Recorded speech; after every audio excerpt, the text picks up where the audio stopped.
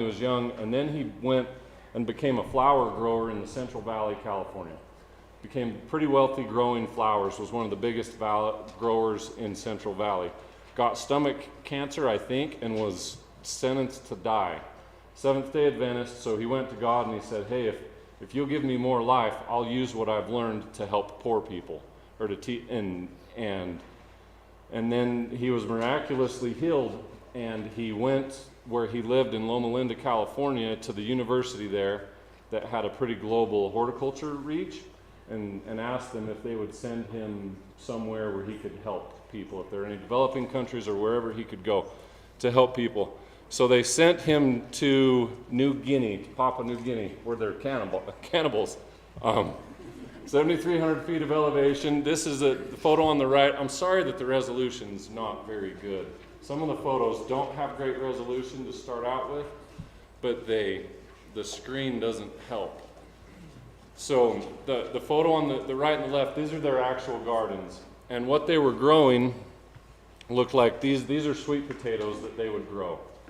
And as we go through the laws of plant growth and you look back at this garden, it'll be easy to tell, like, just looking at that photo, what the problems were.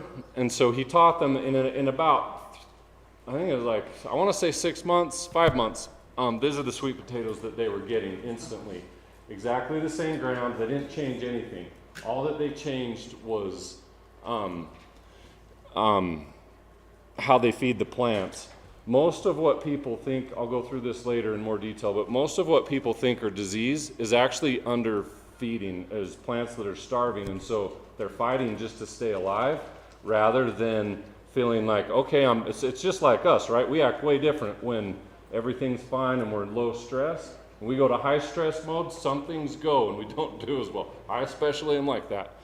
And so plants are the same. If they're well fed, they get regular water. They're very simple organisms. They know what to expect. They'll put their energy into producing food and fruit.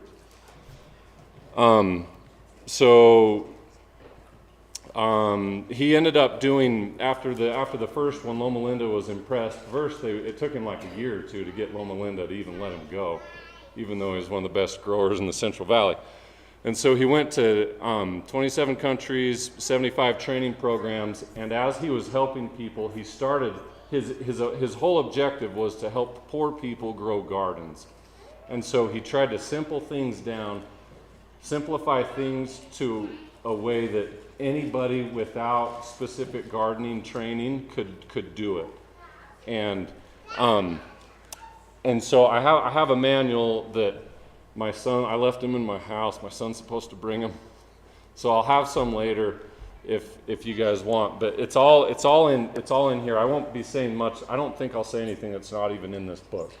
So by reading this, you'll be able to see it all again. But that's what Jacob did. This is a garden in Japan. It was a parking lot, and in the country at the time, very discouraged gardeners. They said, he asked for some space. They said, hey, we'll give you this parking lot. And he said, great, I'll take it. And they're like, you serious? You're going to take the parking lot? And this is what it looked like in about 6 months. So everything growing very well and producing very well. What he learned is that it doesn't matter the soil type. You've got Monument Valley here on the left. It's a garden grown entirely in sand. Japan was rice hulls.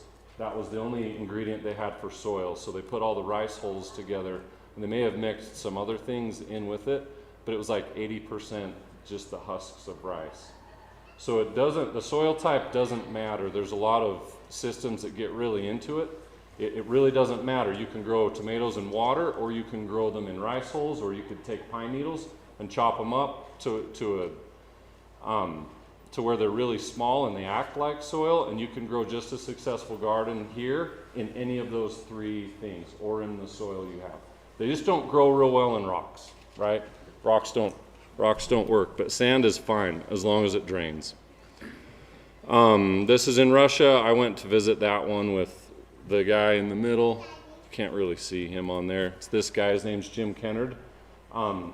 So Jacob Mittleider, in the 80s, there was a lot of emphasis by Spencer W. Kimball in the LDS faith to get people to grow gardens. And so Jacob Mittleider kept getting requests to come to Utah and do seminars. And so he ended up moving here in the 80s. And this guy, Jim Kennard, became his #1 student and has since devoted his life to teaching people to garden. And so Jim's the guy I learned from. I learned from him first in a seminar like this, and then he did a week-long training class at a facility he has in Missouri.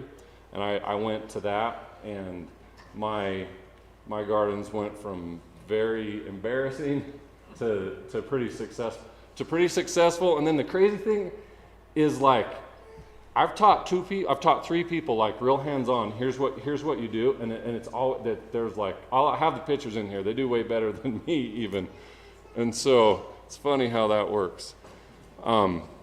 This is a photo from the boot camp in the greenhouse that we worked in there, and then yeah. So my garden went from, like, the one on the left. That's not mine. I just found a picture of a bad garden on Google, and the one on the right is my garden. So I've grown in both the boxes and in the dirt. So hydroponic gardens, this is what they look like. Usually the greenhouses are an acre, and all of the plants are grown entirely in water. They have really sophisticated machines, tools that are always checking the water to see what the ratio of the nutrients is in the water, making sure that there's a certain percentage of nitrogen, a certain percentage of all these elements. We'll go into them. I mean, you probably didn't know that, like, your cucumbers, they need boron. They don't, and where do you get boron? It's actually in borax. Mule-team borax is what you do. They don't need probably more than a single tiny grain per year, but if they don't have it, they'll grow different than they should. They need all 16 elements, some of them teeny tiny bits. But so most of the problems that we have in our gardens is because there's something that is on the micronutrient scale, not the macro that they need more of, the micro scale where they need little things that they're not getting, and so it slows them down considerably. Turns a 60-day tomato into a 75 or 80-day tomato, versus if it's well fed, it's actually a 50-day tomato. Something like that. It all depends on the food that they get, the light, and everything else.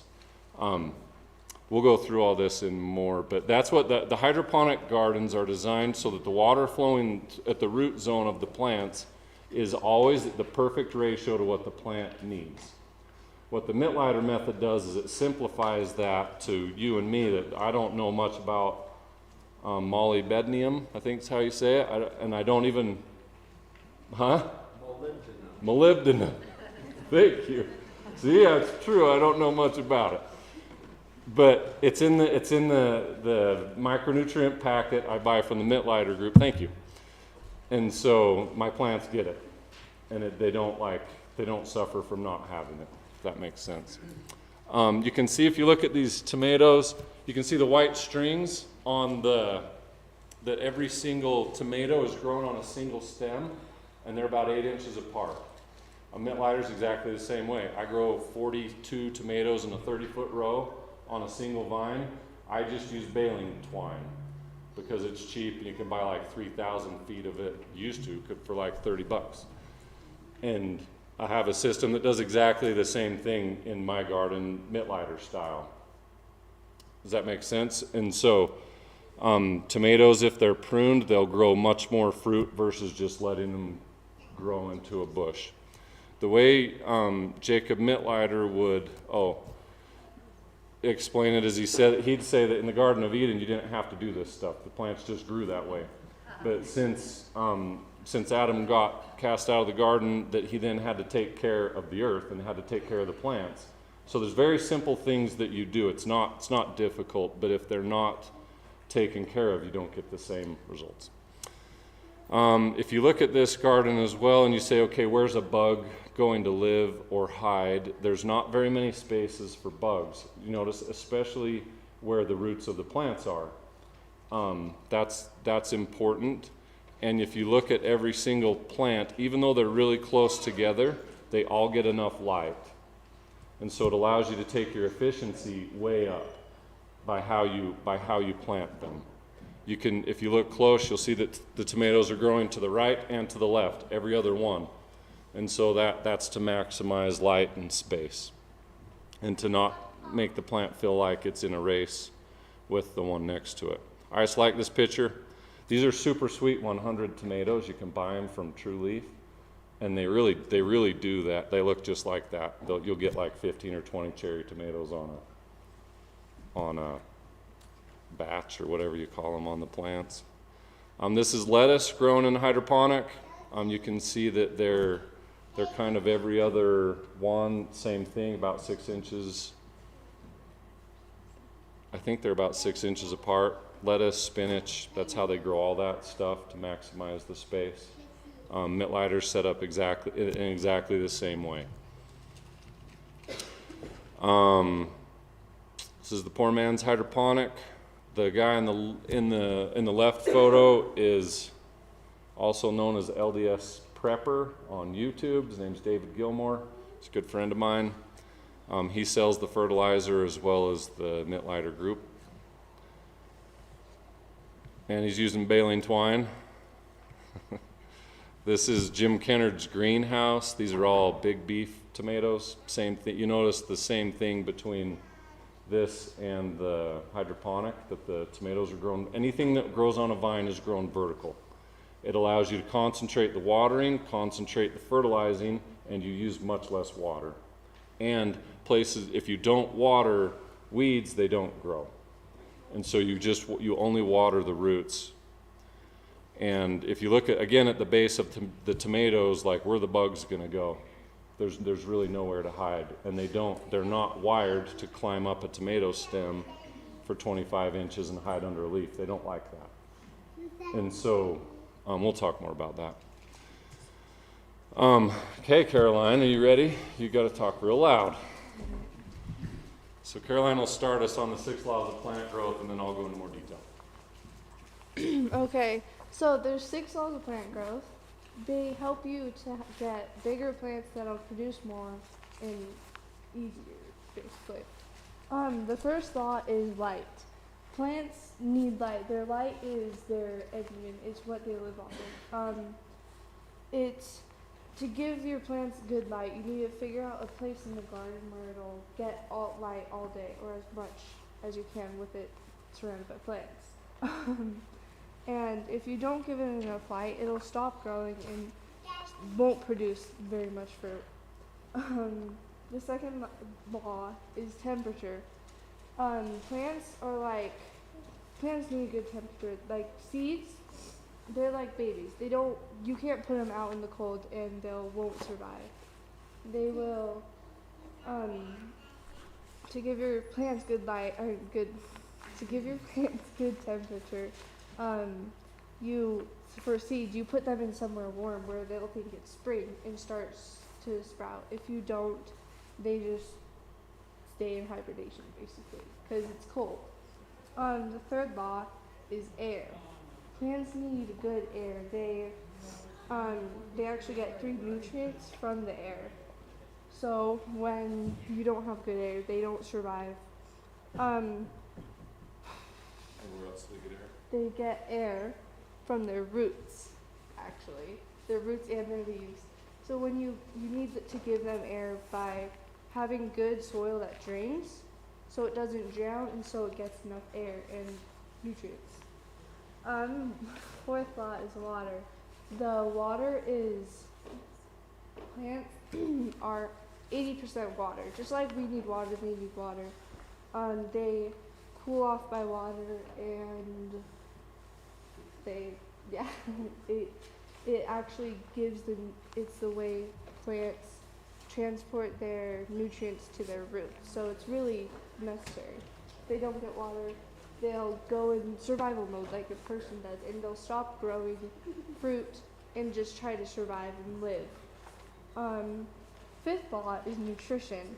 There are 16 nutrients for plant growth, and there's the micronutrients, secondary nutrients, and macronutrients. I said that one. But So without the nutrients, they grow different. And to give them your nutrients,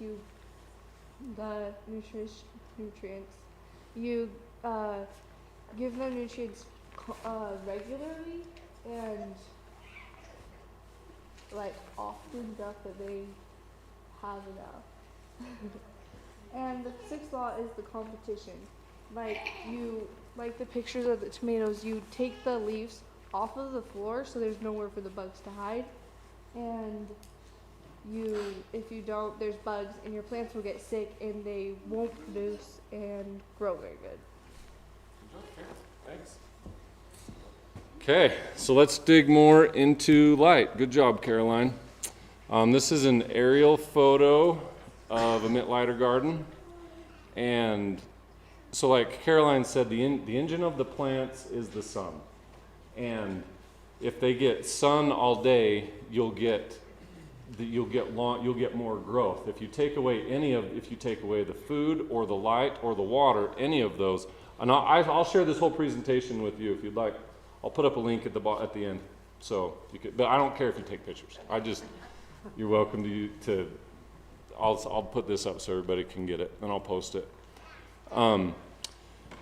You take away any of them, you slow down the growth, and the plant can go to survival mode where it says, "Man, I can't grow tomatoes right now. I just need to stay alive," and irregular watering or irregular light or not very much light can do that to a plant. It just slows down the whole system.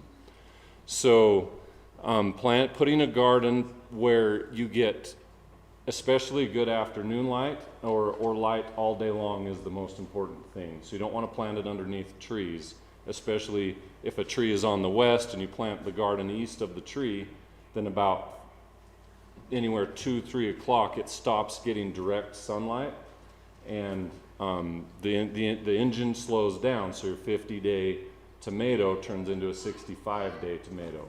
And then people say, you can't grow tomatoes in Heber. And that when really the problem was where the garden was in the first place. Does that make sense? If you have questions on these, please feel free to. I try to cover the first part real fast, and if we have questions on this part, you can please ask. Yeah? Do you have any suggestions for if you only have a shaded area to grow a garden? Yeah, thin the tree as much as you can. But or try to put it where you'll get afternoon sun. Just accept that it's gonna, no matter what, there's no real good solution for it. Yeah, it will just grow slower.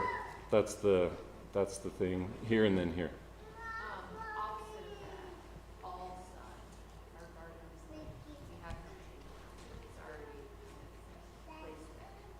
Will that be okay? Talk that louder. You have All what? sun, like full sun? It's fine. Mine's right in the middle of 3 acres of grass, no shade at all. That's what you want. Is each plant tethered? Yes. Yeah, so the support so you have in the center is tomatoes, in the left side are cucumbers, and then you have corn. And then I think they look like sweet potatoes on the right side of the photo. And then either sweet potatoes or eggplant, and then it looks like to me regular potatoes, I think. But what you'll notice with all those plants is that, and then when you go to the right, that's when you'll have your carrots, beets, onions, things like that. So what I can tell about this garden right now is that south is that direction. And so as the sun goes down and the angle of the sun is coming at the garden in the fall, the tall plants they're not shading the shorter plants. Does that make sense? So tall plants are planted on the north side, and it's best to run your rows east to west. East to western. Yeah. Once you get growth on these, the way they're tethered, is the tether strong enough to hold the growth? Yeah. I'll go all the way to the back of the presentation and show you. This is my daughter Elizabeth. And a 30-pound pumpkin on baling twine. So, and there's more than that. And I grew like two Hubbard squashes, the big pink, or the pink jumbos, that were both like 15, 20 pounds. The wire at the top wasn't as strong, and I broke my wire twice. So I'm going to replace it with something that's more like 300 or 400 pounds because my wire was only like 200-pound wire, and I broke it. The wind would come through in like August, September, and break them. So you have to have across the top. I'll go through like how to set it all up. But, and then here's Caroline in her younger days with beets, carrots, and a big squash, and my other daughter with a big squash. So yeah, the baling twine and then a really strong wire at the top.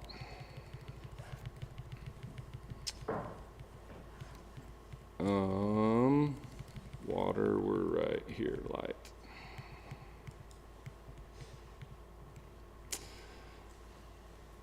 And then you prune and then like pruning the plants need to be pruned. This is Holly Roylance's garden a couple years ago. And you can see like the thing that needed to happen is the tomatillos right in front need a little bit of pruning. But you can see like when we planted some kind of squash on the right side that, I wish this was a little brighter, that should have been planted on the back row, but generally it still works. But you can see that they're organized to get the best light.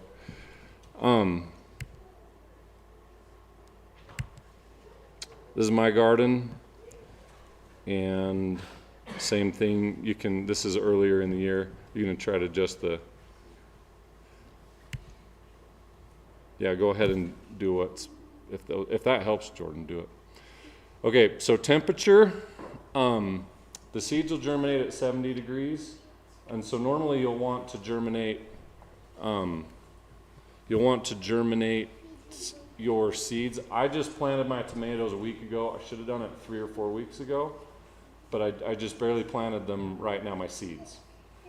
And so tomatoes and peppers would be one of the things that they transplant really well.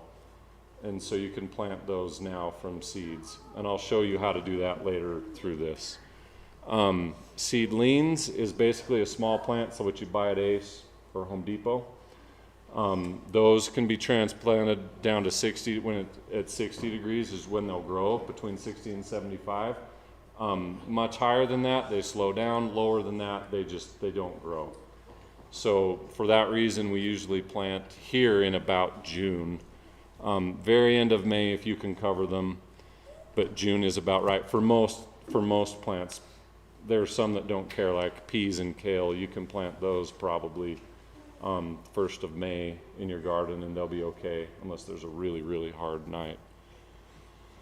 One thing about temperatures, a lot of people will put shade cloth over their gardens. In Arizona, I lived there for a while, we needed to do that because what would happen in 120 degrees if you had a block wall anywhere near your garden is the sun would actually cook the plants. It wasn't that there's too much light. A plant generally can't get too much light, other than if you put it in a greenhouse and you never turn the lights off, you'll kill the plant because it needs downtime. It needs at least 6 hours, tomato does. It can grow for 18, but it needs 6 hours off generally. And so the plants can't get too much sun. They can get too much heat where they'll cook. And depending on where you are, like if temperature's going up into the 120s, you might need shade cloth to like cool them down a little bit. Or in a greenhouse, you need to like make sure that the temperature doesn't get too high, or you'll cook them and they'll die.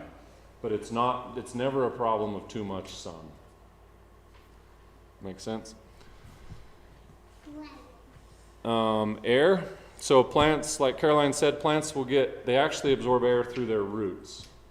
And so a well-drained garden, we don't have that problem as much. This is a garden in Missouri where they get like 30 or 40 inches of rain a year in a clay soil. And so you can see that,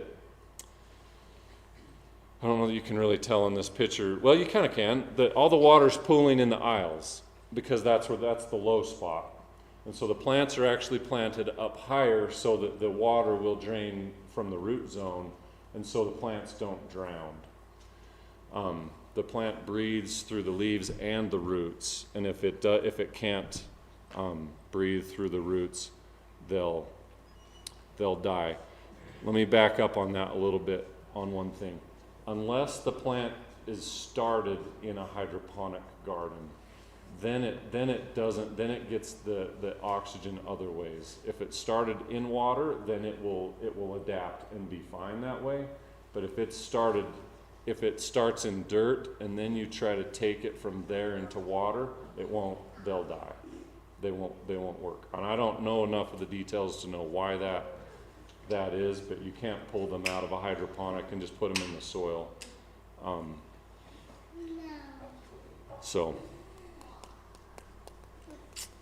They get air from the roots, and so the soil drainage. I think I covered all that. Oh, and so from their leaves and roots, they'll get oxygen, hydrogen, and carbon.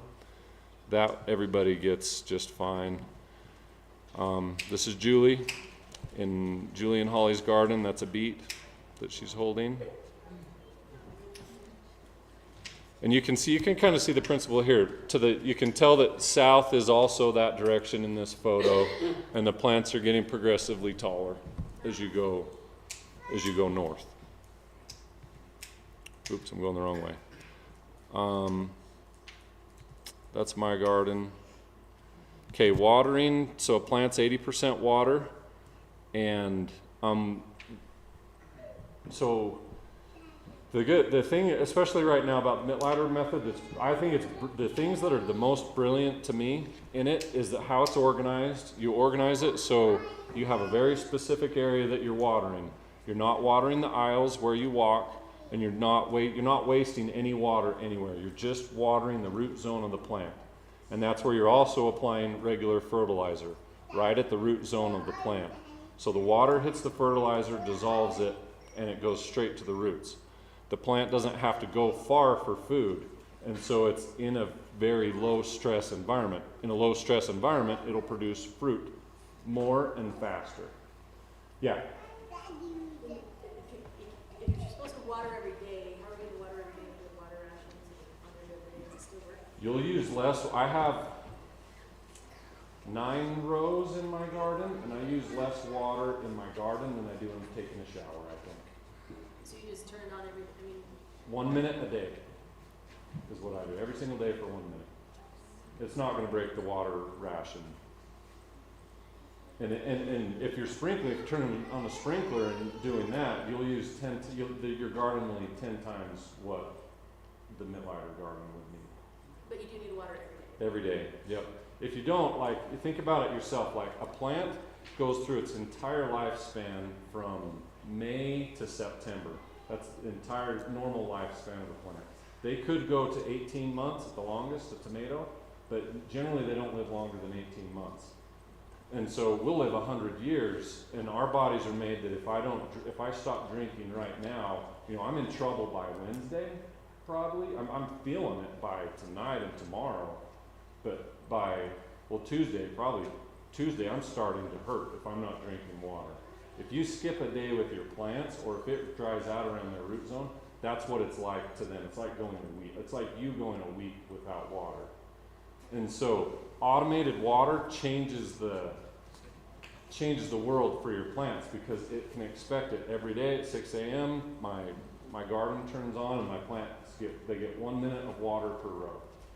And I have pretty high pressure where I'm at, so 1 minute, and it's a 30-foot row. So I get 1 minute, and I think it puts out, maybe it's a little more than a shower, but I think I'm putting out about 3 gallons per row. But because it's concentrated in the same place every day, when it's July really hot, I'll every other day to every 3 days, I'll just go in and turn it on and let it get extra. 1 other minute in the afternoon, 2 to 4 o'clock or something like that. I'll do that every now and then as it looks like things might be drying out. But if you follow this system of delivery of water, that's all you need. So if you're if you're sprinkling, again, just turning a rainbird out on the thing, you're gonna be germinating weed seeds in the aisles where you walk. That's the number one problem I see in most gardens. People are watering the weeds and they're saying, man, I can never get ahead of the weeds. Well, you're watering them every day. And so you've got to deprive them of something if you don't want them to grow. Early morning water is the best. You want to keep it wet, not soggy. And a wilting plant is a dying plant, and it's always because of water. I like the beehive waterers from Home Depot. You can get a rebate on them, and they probably have good rebates this year. You can just turn it on your phone, and you can check on your phone and make sure it's going as long as the thing can get Wi-Fi. So those are awesome. You can see, this is my garden. The way the watering system is that's a 3/4 inch PVC pipe, and every 4 inches, this is outlined really well in the book. Every 4 inches there are 3 holes that are like a 45, one going straight down and 2 at basically a 45-degree angle. And they need to be a number 60 drill bit. You can only get those on Amazon's got them the cheapest, and Ace sells them. But it's a teeny tiny hole. It's about 50 to 100 times smaller than this 1/16 of a bit. So you have to get them at like hobby stores or place. Home Depot doesn't sell them. But they're teeny tiny holes every 4 inches, and yeah, that's my garden for 1 minute. Please in the back, and then we'll go here. You said it was 45 degrees pointed down at the sun? Yeah. You kind of can see it here. This is a little bit wider. Those are drilled a little wider than they need to be, but it's within tolerance of working. Yeah. Same question. 45 degrees. Yeah. Yeah, and there's step by step. So I just try to give you an overview. For me, like, it really helps to hear someone explain it. And then if I go read it, I'm like, okay, I know exactly what he's talking about. And so I'll give a brief overview of everything. And then, but if you go back in the book, like, there's step by step how to drill the holes. If you go to YouTube, there's a bunch of guys that are showing you how to drill them out. A Dremel's the best thing, a hand Dremel, to just drill out the pipes. I've had a few pipe drilling parties at my place, but it needs to be a 3/4 inch pipe. You can't go smaller. And I don't know why you would want to go bigger. You could, I guess, but don't go smaller. Yeah. So is this better than like the black half-inch tubing that you get in, like the drip line? Yeah, I wouldn't have, thanks for asking that, good question. The pre-drilled pipe is a 1/2 inch pipe, and the problem with those is that if you put in 50 to 70 pounds of pressure at the front, and you spread that out and watch like how much water comes out, at the front, in the first 5 to 10 feet will probably be 40 to 50% of the water. And as you go down to the very end, it's barely coming out. And so the problem with those is they're not even. If you're only covering a space that's like 5 feet, you probably can get away with it. Mittleider recommends 30-foot rows or similar increments, so you're applying the right amount of fertilizer, if that makes sense. And so I'll just overview on that is I have a 30-foot row that I water for 1 minute, and every Saturday I put a bean can worth of fertilizer down the row. So 15 ounces of fertilizer on the row every Saturday. And so if you go from 30 feet to 15 feet, it's a 1/2 can of fertilizer down the row every week. And that's all explained in the book really well. Yeah. So if you have 9 rows, how many bags do you go through in summer? 4 bags of 25 pounds, about. Of the premix? Yeah, it's more than it used to be, unfortunately, but it's not that much. There's another shot of my water pipe going down. You can see in the soil, in the soil bed, you're raking the soil bed up a little bit and then making a ridge and then planting your plants right in the bottom. and you can see the white stuff in the bottom of the row. That's the fertilizer that's in there. And then so and this is the other problem with that drip pipe is, so what happens, I turn mine on and I get water coming out like this. The water hits the fertilizer and dissolves it and takes it right to the roots. If you're running drip line and it's just oozing out, you're going to have to run for like 30 minutes in order to get it in there. And you might not get, you're not going to get enough at the end. You'll get too much at the front. And it's not going to dissolve the fertilizer at the same way, especially at the end. So the plants at the end of the row are going to be underfed. Even though you got fertilizer sitting there, there's nothing to dissolve it. Yes, go here and then. Are the plants in a trough, Yes. so the plants are lower or higher? They look like, it looks like that, where you take your aisle and you rake up about 5 inches of dirt from both. You have an 18-inch row and a 3.5 foot aisle, and so you go grab dirt from half the aisle into the row, dirt from half the aisle into the row, and then you have the mound that's on top. And then from that mound on top, you grab half this way, half that way, and you have a perfect little trough of dirt. And you should be about 3 inches lower than the walking area, which should be about 3 inches lower than the planting area. Did I explain that very well? So the plants are up. They're up. Yes. There's the water shooting at the base of the trough. The water, I'm going to Niven style here.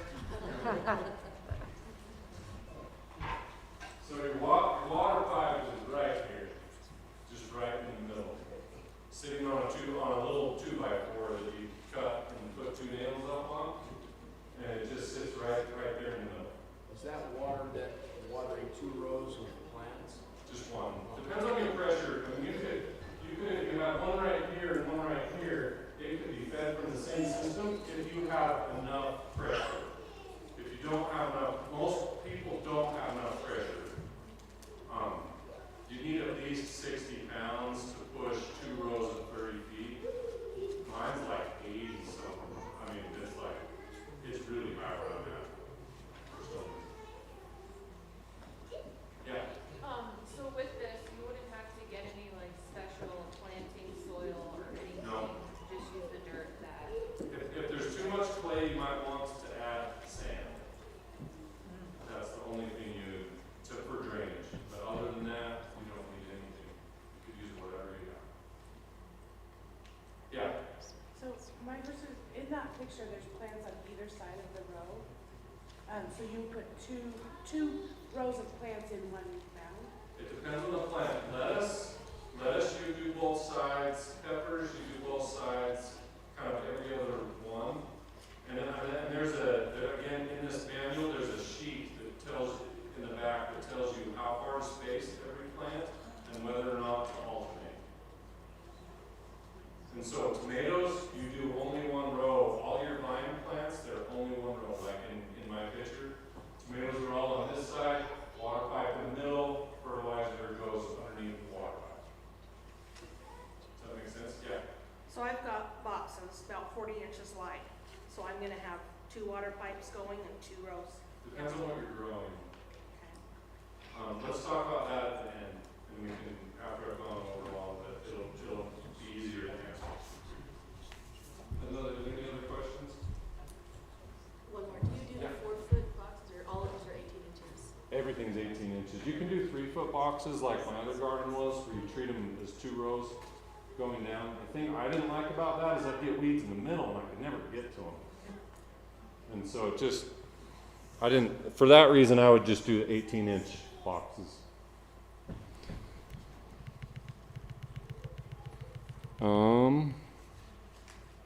Okay.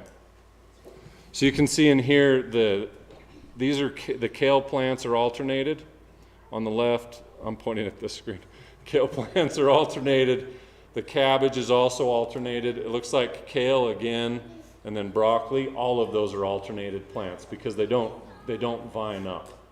If they vine, single straight tomatoes, any squash would be a straight line.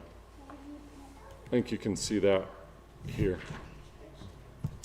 Okay, so nutrition, I Googled big muscles in food, just for fun, and this guy came up, and this is a direct quote from Google, that these guys are saying, if you talk to the big muscle guys, they know exactly what they're going to eat, they know exactly what not to eat to produce fat, and they live like, they're crazy on their diet, absolutely crazy, and the result is that if they exercise in a certain regimen, their muscles get huge, okay? Some people really like that. And plants are the same, they're the same way. If you don't have, like the bodybuilder that just won't eat right, he's never gonna get the same results as the one who's eating the right food. Everything lives on this principle. Back in the day when Columbus and everyone was riding around in boats, they would carry foods that could be preserved that didn't have certain things out of their diets just disappeared. And people started getting scurvy. I used to have a picture of what scurvy teeth looked like. It was too gross. And so I found a picture here of this guy, James Lind. And so if someone has scurvy, all you do is give them vitamin C. So this guy, James Lind, he's got a lemon in his hand, and these guys are on ships, like very suffering significantly from scurvy, and he's just taking a lemon and squeezing the lemon juice into their mouth, and that's got enough vitamin C given to them multiple times a day to cure the scurvy. And so the way plants are is that they're very simple organisms, and if they don't get all 16 things in their diet, the way they show you is like the tomatoes on the top right, they have what people call blossom end rot.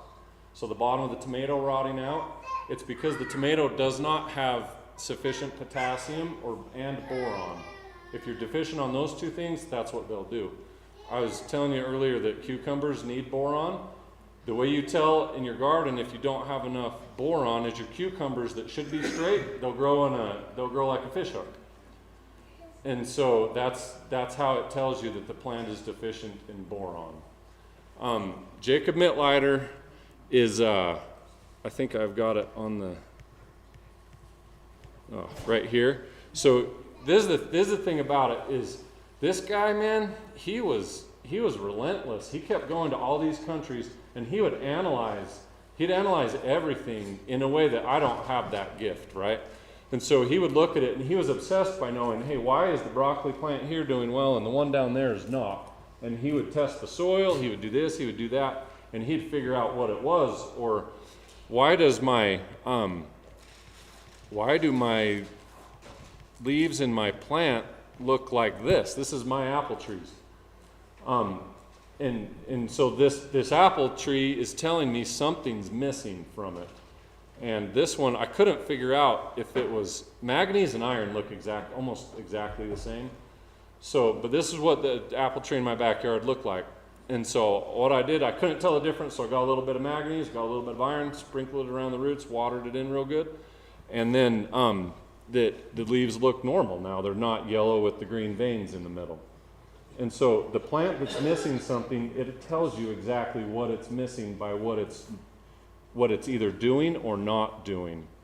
And these books by Jacob Mittleider called The Garden Doctor, they go through everything. And so you can look at tomatoes and say, okay, let me see, how does a tomato show you it doesn't have enough nitrogen? Well, I think it's like half the tip of the leaf will turn yellow, and the rest of it kind of turns green. But it's super interesting. But they tell you exactly what they're missing. The corn growers have this down to a science, obviously. It's one of the biggest money crops in the country. And this is what a corn leaf looks like. Notice that only one of those is a disease in the bottom. But if it's nitrogen, it has a yellow down the middle and the tip turns red. If it's potash that it's missing, it's yellow around the whole edges and the middle is green.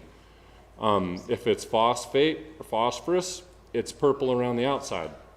And so the corn is telling you what it doesn't have. The way that we solve that in the Mittleider system is by just applying all 13 elements that come through the ground. The 3 from the air it always gets, but the 13 to the ground, you just apply them every week. And so in the ratios that Jacob Mittleider figured out. And so rarely do you have a deficiency in the garden. I've never really had one in my garden. Let me look at all these. Okay, so these are the 2 things that you apply. So the pre-plant is applied once or twice a year, and it's primarily calcium. Calcium is found in gypsum or in lime. If you're in areas where like us, where we get less than 22 inches a year, you apply gypsum. If you're in an area like San Antonio that gets 40 inches of rain a year, you apply lime. That's because of how they interact with the acidity of the soil. So here you want to apply gypsum.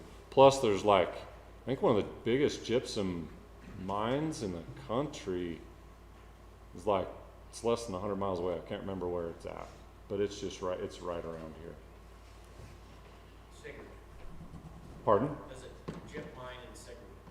In Sigurd? Yeah, something like that. Yeah, it's not very far away, so it's pretty cheap for us to get. I get all mine at IFA.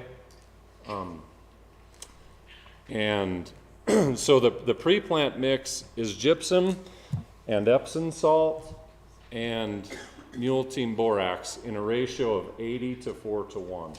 So it ends up being, I think you do 20 pounds, there are people, you can find this, but it ends up being 20 pounds of gypsum and a tablespoon and 2 teaspoons of borax or something like that, and then you mix it all up. Is about how the ratio comes out. Check it. Don't do that amount. I'm just winging it on that. It's something like that. But you can find them there's a bunch of videos on YouTube on how to mix it up. And then the pre-plant you apply once a year before you plant down the rows. And that's all most plants need. Calcium. Tomatoes take a lot of calcium, and so I'm pretty sure it's tomatoes and cucumbers. So the tomatoes you would do, if this was the 1st of June, you'd put gypsum, the pre-plant mix down today and then plant the tomato. And then in July, you'd put another application of pre-plant. And the pre-plant is, it's 4 cups, it's 30 ounces. So 2 of the bean can, 2 of my just 16-ounce bean can down the row. Yeah, Dan. So on your slide it says for most vegetables and trees. Would that work for fruit trees? Would you want to use that same mix around an apple tree or a pear tree? I do. Okay. Yeah. Yeah. You're saying you're just laying it down, you're not tilling it in? The first one, I have a picture of that being mixed in. But yeah, you mix that one in the first time. So first time down the garden, you do a pre-plant application, and then you do a week. So those are the names of the 2, pre-plant and weekly feed. Weekly feed is the NPK and all the other 10 elements, and you do that weekly, obviously. Okay. Yeah. And did you say you put 2 cans per the 30-foot row? Mm-hmm. Correct. So how much do you go through this in one season? One box of boron? No, of the boron, that'll add 1 box, like a Walmart bigger box, would last you probably 20, 30 years, because it's such a little amount of boron. The gypsum, if you could buy 20 pounds, I think it comes in 30-pound bags, but probably about 5 years, 5 to 7 years, depending on the size of your, mine will last me 5 years, I think. Maybe 3, depending on how much I put on my trees. But it lasts a lot longer. The weekly feed you go through much faster. But you're only putting it on 1 row once a year, except for the tomatoes twice and the cucumbers twice. So other than that, And then the weekly feed. So the weekly feed you can buy is the macronutrients that you need, or the NPK, the nitrogen, potassium, and phosphorus. Nice and that you can buy those bags from anywhere from Walmart to Steve Regan. Most people sell the NPK, and you want to get that in the ratio of equal parts. So that's what the 16, 16, 16 is 16% nitrogen, 16% phosphorus, 16% potassium. The 13, 13, 13 is just less. There's less of it, so you're getting 13%, 13%, and 13%. And I don't know what they even put in as the rest of it, but it has. So if you've got 3 13s, you've got 29% fertilizer and 71% of something else in there. But there's another question. Yeah. Oh, I was just gonna ask on the pre-plant, Mm-hmm. on the tomatoes and the cucumbers, where you do it twice a year, Mm-hmm. because you said that before you go down the road, you said you mix it in with the soil. Just before you plant them. Yeah. The next one, you just put it right on Just top. Right on top, okay. Yep. That was my question. Yeah, you could kind of mix it in a little bit, but you don't want to mess with the roots. Yeah. And so, so with these, the four things is so you get the NPK that you can buy pretty much anywhere, and then you get 4 pounds of Epsom salt. I buy that at Walmart. It's just like the Epsom salt for your feet. And then the last thing is these micronutrients. I'll have those at my garden today if you want to come see my garden, and I may try to just bring them back here and so people can see them. But you mix one of those packets. The packets are about like this big. You mix that in a 5-gallon bucket with 4 pounds of Epsom salt, 25 pounds of NPK, and just mix it up, and you have enough iron for your garden as long as you're applying it. If you're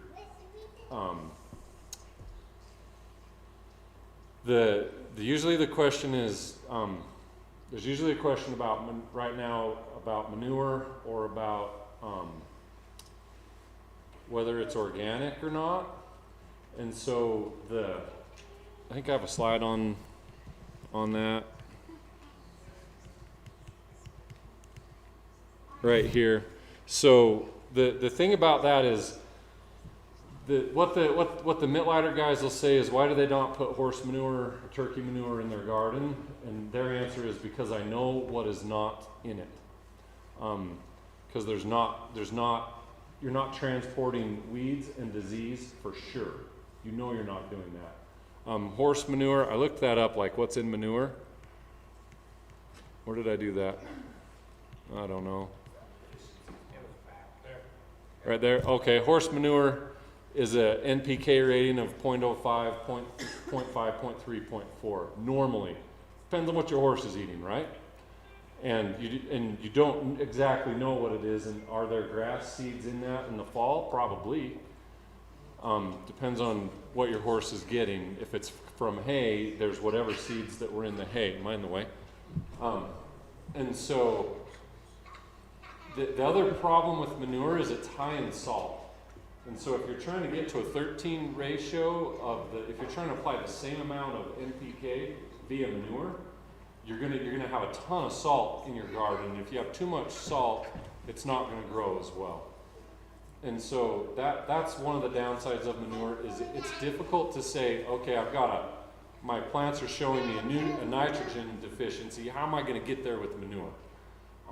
It's really impossible to do. And what we're talking about with gypsum and things like that is the nitrogen and the NPK. It's pure potassium coming out of rocks that are ground up, or pure copper. You know, how much copper is your horse getting in the field? I don't know. You're going to end up with deficiencies in the garden. And does that make sense? Am I making the point? If you're doing compost, the problem with compost, the downside of it, is that it takes, in order to kill a disease, it needs to be at 200 degrees for at least, I think it's 24 to 48 hours, somewhere around there. And in your compost piles, it doesn't get that hot. And so the weeds, the weed seeds that go through the compost pile don't die. It actually gets them in the perfect position to grow. And it does not kill disease. I bought a tomato plant once that was like the pear tomatoes, the yellow pear tomatoes. Put it in my garden, and that tomato plant started getting this white fungusy stuff growing all in it, and the tomatoes next to it started growing this white fungusy stuff in it.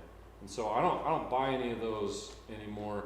I took out the soil. I was in the garden boxes at the time. I took out the soil, and then I hit the rest of it with a torch, because I didn't want to have any chance that if you get disease in there, it's there. And trying to take it out, you're gonna have to move the whole entire garden. So for me, like, I don't compost or do that. I mean, maybe if I had pine needles or just leaves, maybe I would, but I probably would just find somewhere else to put it. Because right now we're at the stage of life of the earth where there's a lot of disease, and there's a lot of bugs, and you don't want to get any of that in your garden no matter what. So there's some people that are all way into it. For this system of gardening, if you're doing it by the recipe, you know you won't have deficiencies, and you know your garden will produce, and you don't have the risks that you'd need to be real educated on the other side. Does that make sense? And so is it organic or not? Like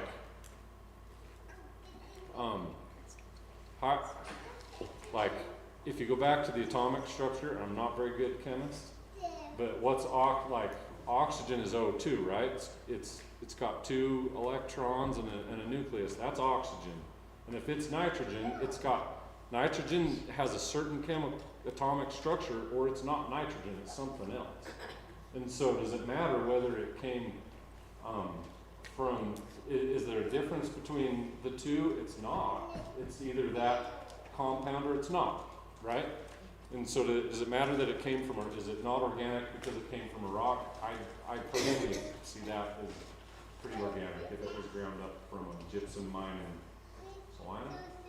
Near there. Any questions on that? Sorry, another one. Yeah. How much weekly feed do you go through in a season? 4 bags, 4 to 5 bags of 20 pounds. So you buy four bags of 25 pounds, and then Yeah, 4 to 6. I usually buy extra. So, like, I don't need to buy any this year because I'll need 4 or 5 bags, and I'll buy like 6 or 8. I just stash them. So I've got enough for this year. Any other questions? Yeah. So if I'm doing grow boxes and I need to bring in dirt, what kind of dirt do you get? I don't need to buy top quality then. So Yeah. Kind of like you could do dirt. I don't know. I'm half and half. Like we did that with my mom and got some dirt from somewhere Euclid here or something. It was topsoil and had sand in it. And it had weeds that are growing in her place I'd never seen before. And so when you bring that stuff in, you're bringing in weeds that you don't know you are bringing in anytime you get topsoil. So they'll take this topsoil from somewhere, mix it all up, add some sand to it, which is really good. Sandy loam is the best. But if there's any way, I would rather grow in dirt versus some of the other made up stuff. I've done both. Like my garden, where it showed the garden boxes, my soil was sawdust, peat moss, and sand, and I just mixed them up. And it's great. It's great for the garden. What it's not great for is the weeds from below. It's so like light and fluffy that weeds from underneath would grow right up through it, and I'd have to dig way down to get at them. It was a tough battle that I didn't always win. And so dirt, they won't do that. The weeds don't have the energy to get all the way through the dirt. And so for that reason, I like dirt. For the reason of what you're transporting in, I don't like it. So what would you recommend then if it's like? Do you have anywhere else? Do you have anywhere else in your yard you can get it from? No. Dirt is just fresh slate. I don't know. I probably would go with the sawdust, sand, peat moss, and perlite are the 4 things I would do. That's what I would do, especially if I didn't want to fight the weeds. That's what I'd do. If I was confident in just taking the weeds out of the dirt, and it's not that big a deal. You start pulling them out, and after 3 years, they won't be coming up in the inside the boxes. Yeah. Oh, yeah, please. No, you want the roots to be able to go through. You're better to just set them right on the ground and win the battle by pulling the weeds out. But So if it's like on top of grass, then you just start pouring sand and. no, you want to like get a sod cutter and cut out the grass in the whole area. I'll go over that in a bit, but you want to clear it from the whole garden, the whole rectangle of where the garden will be. Just take a sod cutter and cut it out. Millie, yeah. What do you recommend for our house? I don't know, but I think that the previous owner did a ton of glyphosate and spraying. So I'm really hesitant to trust my soil. If that makes sense, because I know it stays in the soil for a long time. Do you have any recommendations? I don't know. Okay. I don't know. You can like take it to Utah State and have it tested. They'll do that. And I would mostly, you don't need a test for like the nutrients that are in it because you'll be giving your garden plenty of nutrients. But you do want to test for like the pesticides and stuff like that. But they do that. Or they'll tell you where to do it. The Utah State Extension is really good that way. Yeah. So the existing garden I have is dirt and all of that, but Uh-huh. I definitely need to till it up because there's a lot of weeds and you TLC it. Would you recommend just using the dirt that's in there or using that? Yeah. Even making sawdust, peat soil? No, use what's there. Don't. And add sand. Yep, that's what I'd do. Okay, so let's go through what the purpose of soil is. Goes with your question. The soil is mostly to anchor the roots, and so the plant to keep the plant from moving. And the soil doesn't need to hold all the nutrients, but it's a mechanism of delivery, kind of, because it holds the roots there. You put, in the Mittleider system, you put the nutrients on top, water them, and then it goes through the soil to the roots. What happens to a lot of the fertilizer that you put on is it will immediately bind to the soil, and it won't be available for the plants.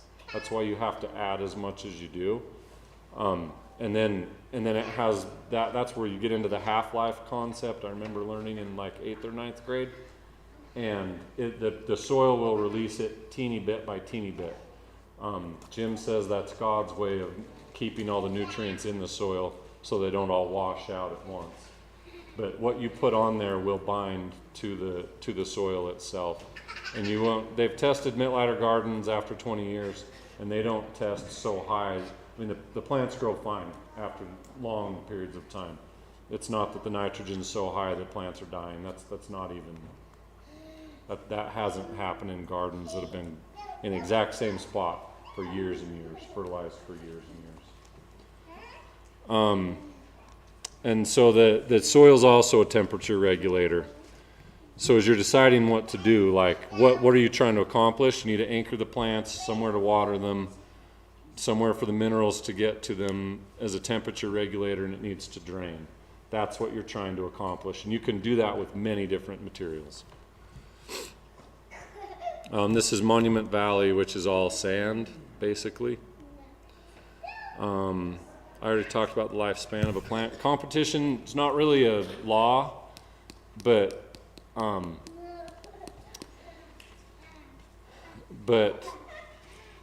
guess the one thing I talk about here is bugs. If you notice in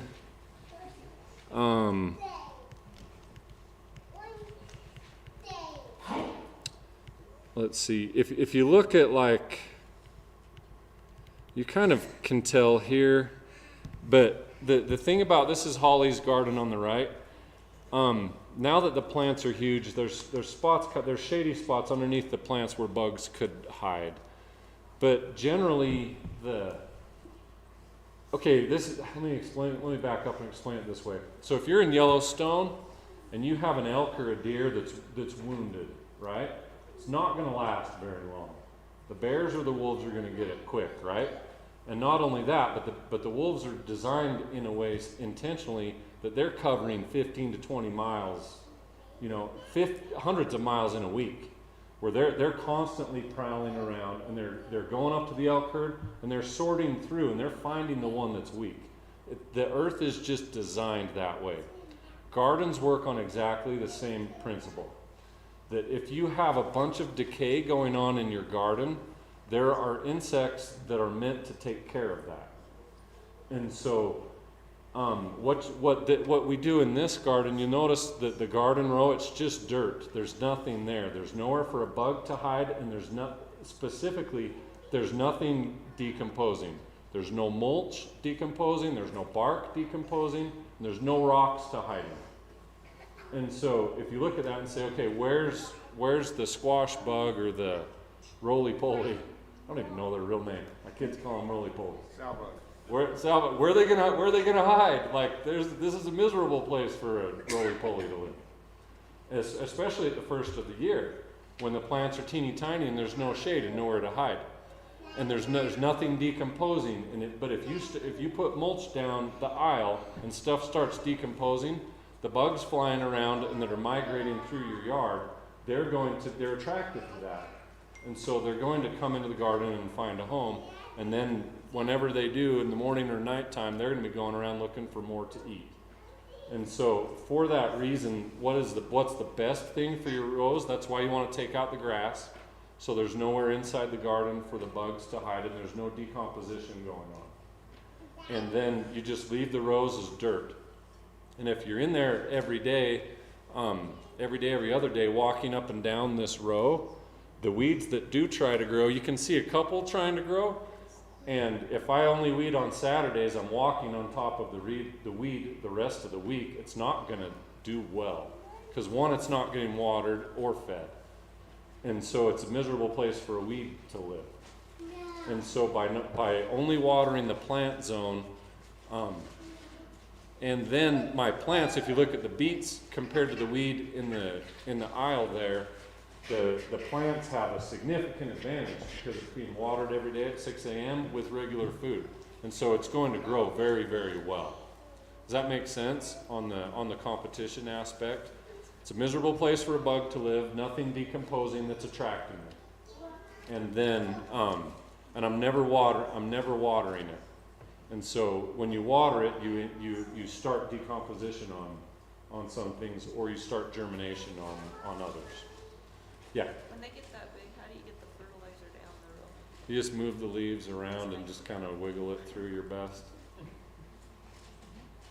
Yeah. Do you prune these? The beets? Yeah. So that's the great part that's what I love about beets is, like, especially the small leaves, like most of the salad mixes you're buying have beet seeds in them, or beet leaves in them. And so you could make a great salad just out of the leaves of the beets here. And if you're doing that fairly regularly, like if we were just, they did that a little bit, but if you're regularly making salads out of the secondary edible parts of plants, like the beets, there's really nowhere, you're making it even that less inhabitable for a bug. But yeah, you should, if there are leaves that die and fall down, you should be going through the garden all the time and cutting them all off and taking them out. And then the tomato plants, I had that here, you can see in this Mittleider garden, she's a professional grower in Oregon. You can see that a tomato vine will grow about 16 feet, 18 feet long. And so she's going up 7 feet and then going down, and then just trimming the leaves as she goes up to where there's about a 4 foot section of leaves that just goes up as the plant grows. Does that make sense? And the rest you're just cutting off. Every sprout of a tomato, the suckers that are growing, you're cutting them off and growing it up a single vine. So you allow 2 vines? One. Just one. Mm-hmm. The only one you want to do 2 vines would be the squashes that have male and female flowers. if there's some varieties that have more males on one vine, more females on another, you'd want to keep 2 vines in that scenario. But if they're fairly equal of male female, you just want 1 vine. And how do you get it to go up? Because I must have done it wrong the last year, they just would fall. Yeah, you just wrap it around. I just like you don't wrap the tip top of the tomato, but my tomatoes will grow from here to here, and I'll just wrap it around once or twice, and then it'll grow to the side, and I'll wrap it around, and you just keep doing that. Same thing with everything from pumpkins. I've grown pumpkins vertically, like the one I showed. All the squashes, except for like acorn squash, is more like a bush. But all the vining squashes, I just grow up a single vine, and you just plant more of them closer together.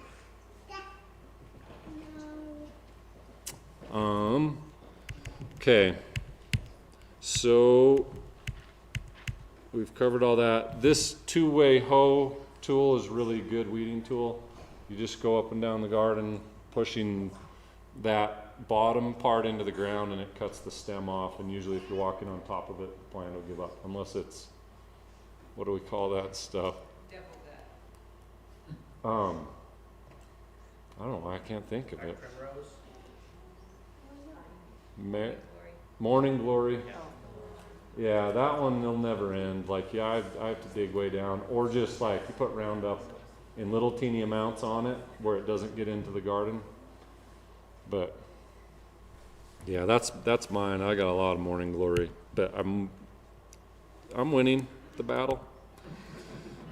Just keep telling yourself. That's right. That's right. Sometimes it doesn't look like it, but give me a week. Okay, so let's just go through. This is where to locate. We've answered a lot of these already. So you can see with the image of the house, you want to put it where the garden will get light all day. Direct sunlight all day. And this is Holly's garden, Holly Roylance. I put some pictures up of hers. So first time in, they found the spot with the most light that they could get. And then sod cutter goes in and they cut out all the grass. And so from the whole entire garden, all the grass, so that you're not fighting it. And the grass will go that way. Some weeds will still grow through.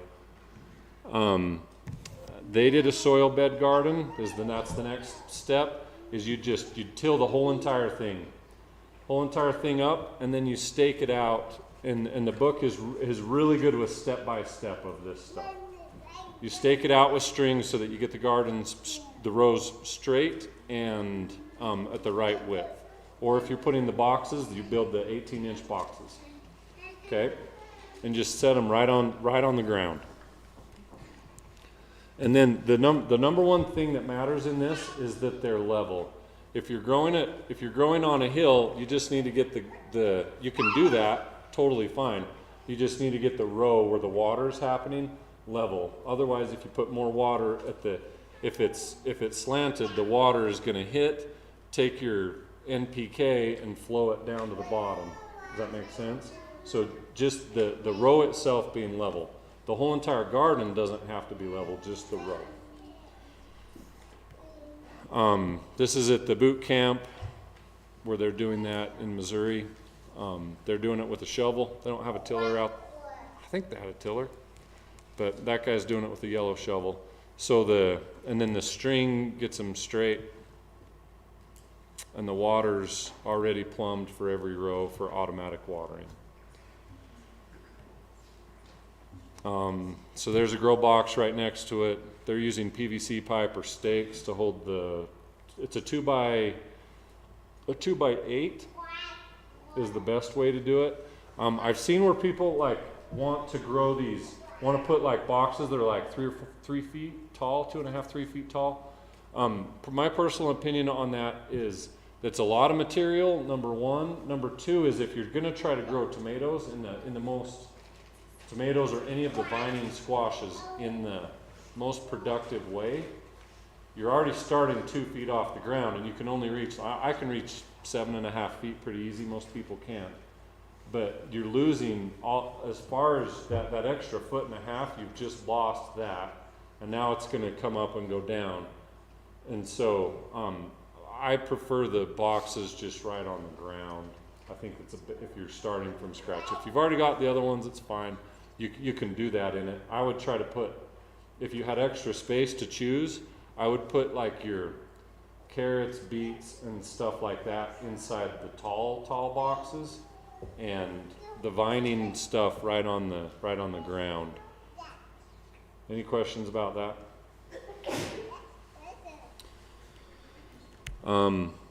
This is in Walsburg. So these are the wider boxes, which I would now go to. You're able to put more in less space that way with the wider boxes, and it works. They work well for, again, the carrots, beets, lettuces, because you could actually put 3 water pipes through it and plant the whole entire thing and still get to them. But if you're going to go the vertical stuff, you end up with this dead space in the middle that is hard to get to when the vegetables are big. Stuff usually doesn't grow as well in there because there's not a lot of light, but that's just my preference. If space doesn't matter, if space does matter, the 3-foot boxes are really good because you can fit more in less space. This is an example of planting. You can see the left one is something like lettuce that's just planted pretty evenly the whole way. Cabbage or broccoli alternated. Tomatoes and your squashes not alternated in a single row. And the book has a really good, like, in the back of the book, it's got basically a spreadsheet that tells you that garlic should be planted every 4 inches, 4 rows per bed. If you do it on a 30-foot row, at that ratio you get 35 pounds of garlic at the end of the year. And it says this, same thing, potatoes every 8 inches, alternating in 2 rows, in two rows of them. Tomatoes, single row. Okay, so you'd fertilize before planting. We talked about that. This is mixing in the gypsum and the NPK into the aisle. And then when you plant them, the thing you want to do with a plant like this is you don't want to mess with the roots. And so you hold them by the root ball. And you don't want to go in and break it up. That's a lot of trauma for a plant. It's probably not ready for it.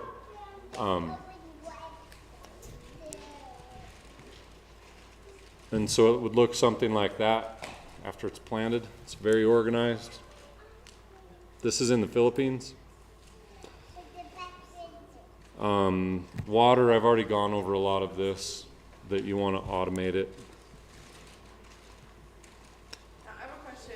Yeah. Do you have yours on an automated system, or do you use the all I use the Beehive from Home Depot that works on my phone, and I set it to go for 1 minute at 6 a.m. every day.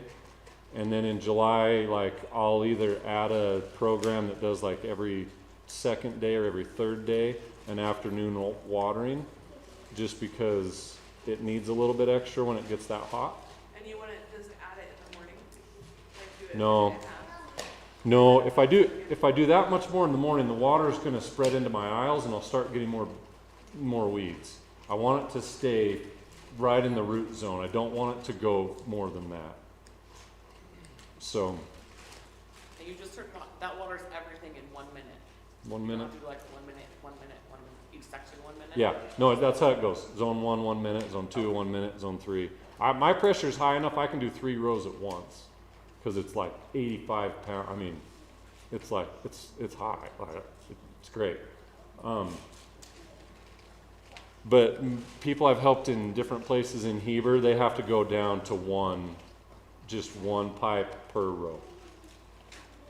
So, yeah. So do you have each row is a different zone on your beehive? It depends on where. Where I'm at in Midway, I have 3 rows per one main line coming in. So 3 rows per zone. But you need to check your pressure. You need to have 80 pounds of pressure, of water pressure, in order to push the volume through and have the same pressure at the end as you do at the beginning of a 30-foot row. Most places in Heber don't have that high of pressure. Some will, but most don't, has been my experience seeing what other people have. City water is generally 60 pounds or more. If you're going on city water, you probably could get 2 rows out of that, but I'd test it before you commit.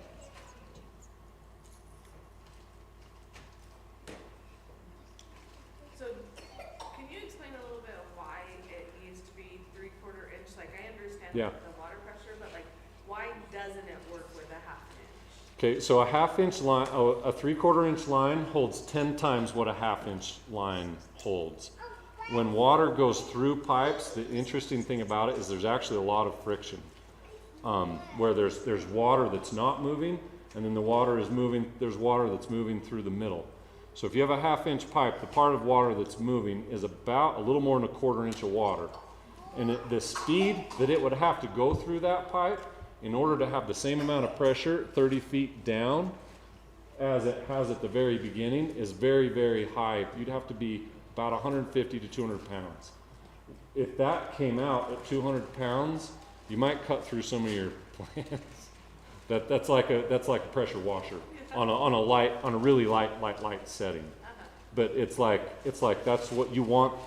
That's what you try to get when you're spraying your car, you know, and it will dig holes and do everything else. It won't like gently hit the ground and mix the fertilizer and go into the ground.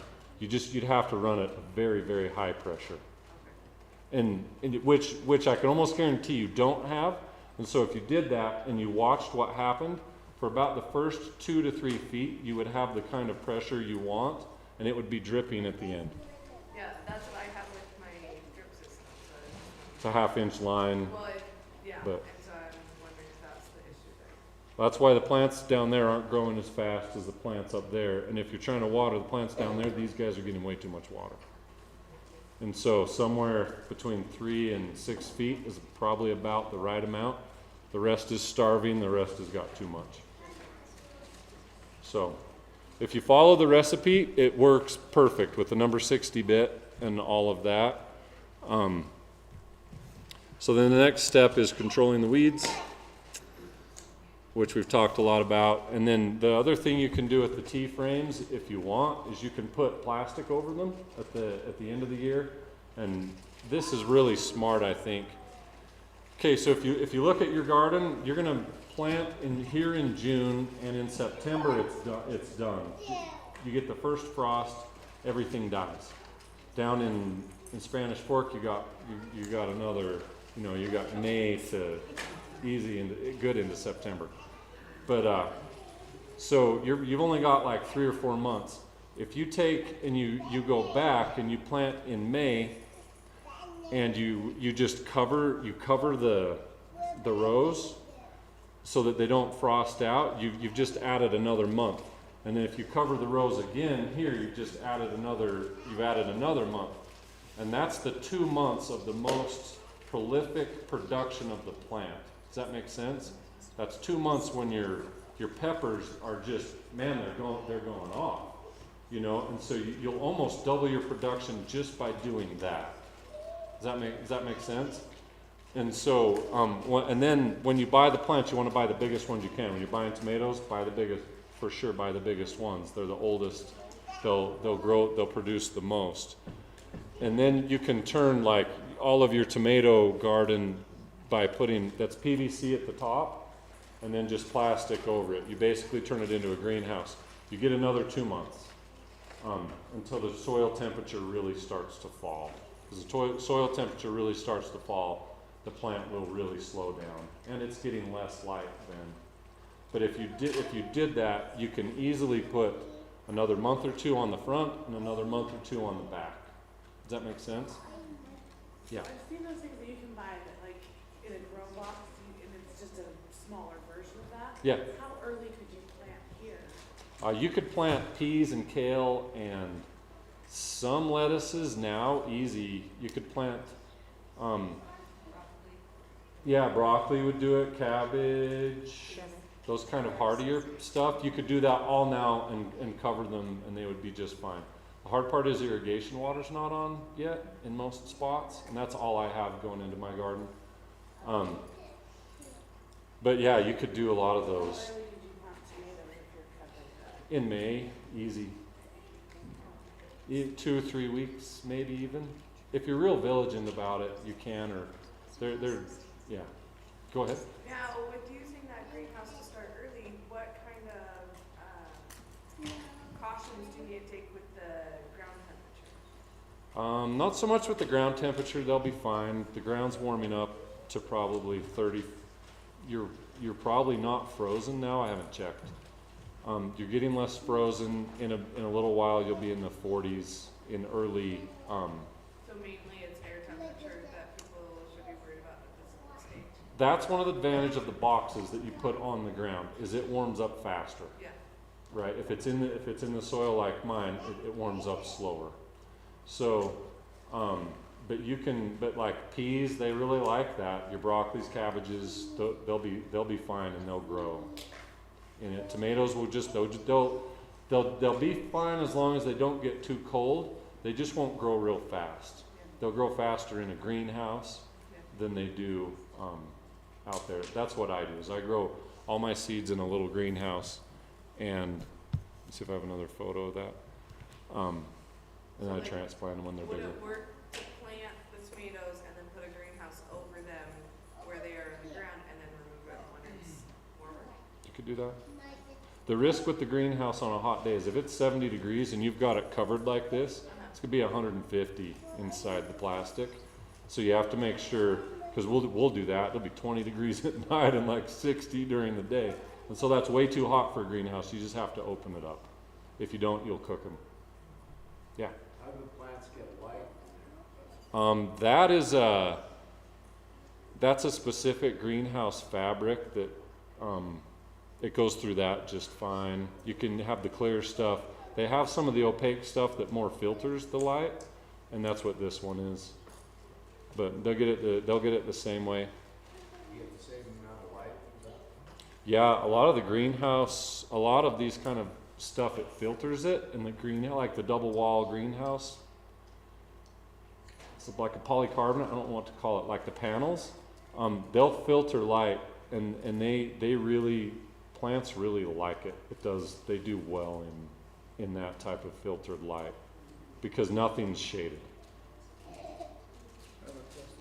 How do you physically keep the wind from blowing it around? On the ground, you put rocks along it, like rocks on the ground to hold it, or things like that. So then you wrap it over this way?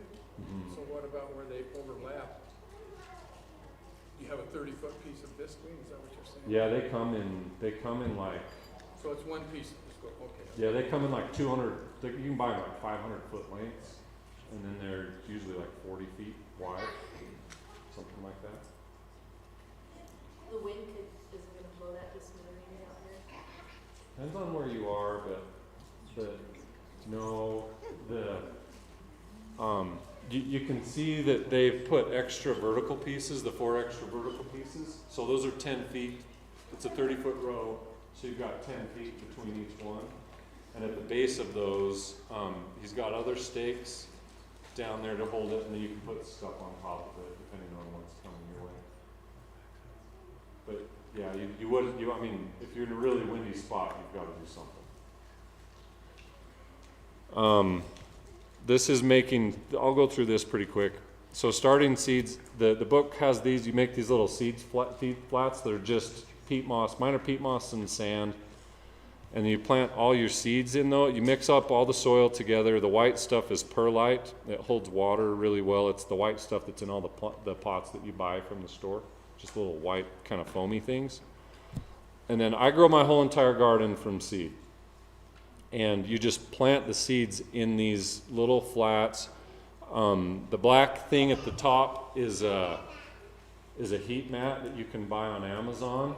And so in my greenhouse now, the seed flat is sitting on that, and the mat is keeping it at like 73 degrees, something like that, day and night, so the seeds will germinate. And then as they get bigger, I I've probably started in one box that's like 20 by 20. I have 20 times 12, so 240 plants inside that one little box. And then as they grow and get bigger, I'll go from one box to 3 boxes, and I'll go from 3 boxes to like 10. So it's something that looks like this, where I have everything in there. Tomatoes, peppers, they do really well. Peas, you may as well just plant in the garden right now. Maybe not right now, but in a week or two, because they do fine in the cold, and just cover them.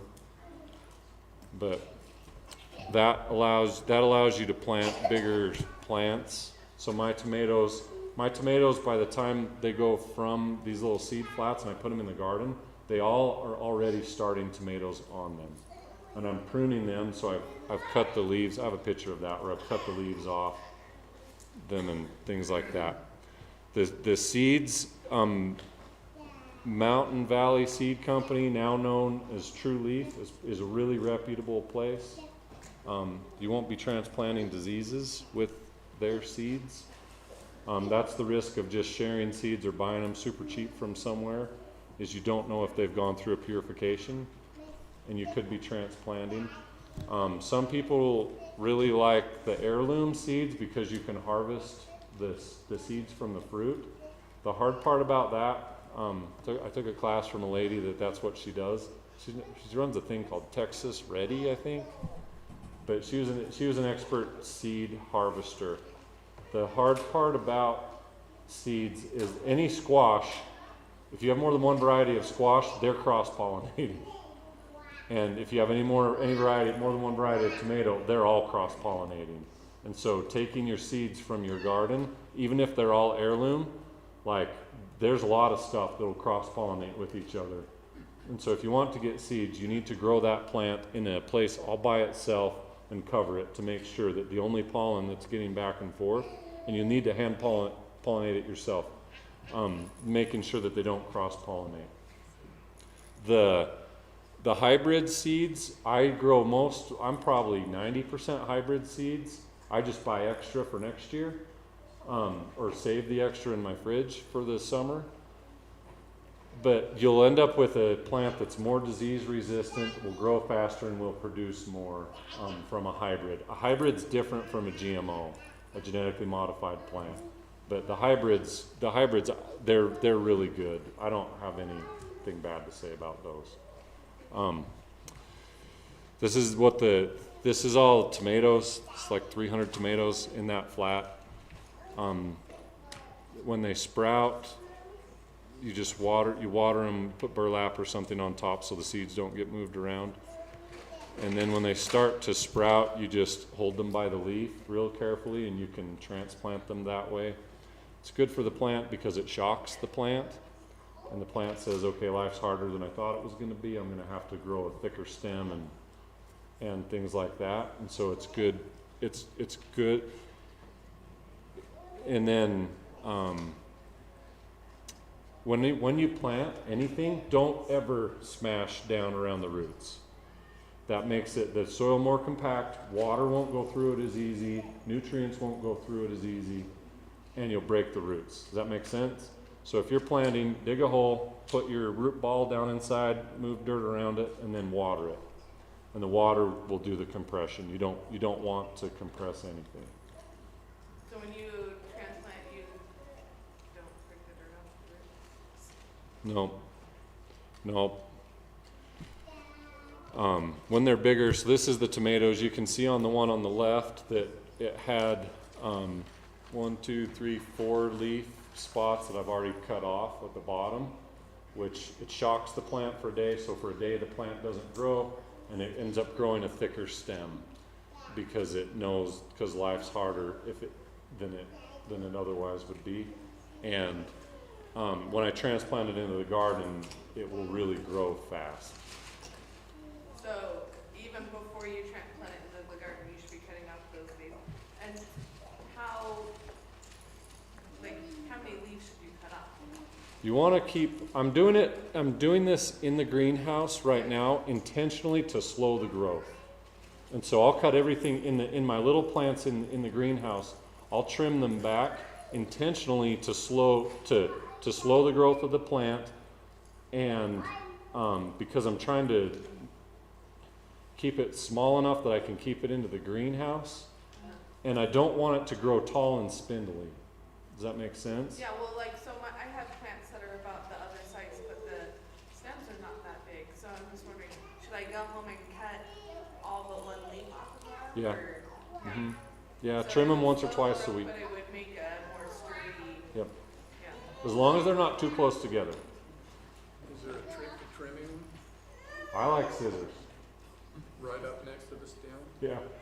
Some people have fingernails that can do it. I don't. I don't have enough discipline to have long fingernails. Now, one more question, so like, how far up, should we just leave one row of leaves or no row of leaves, or?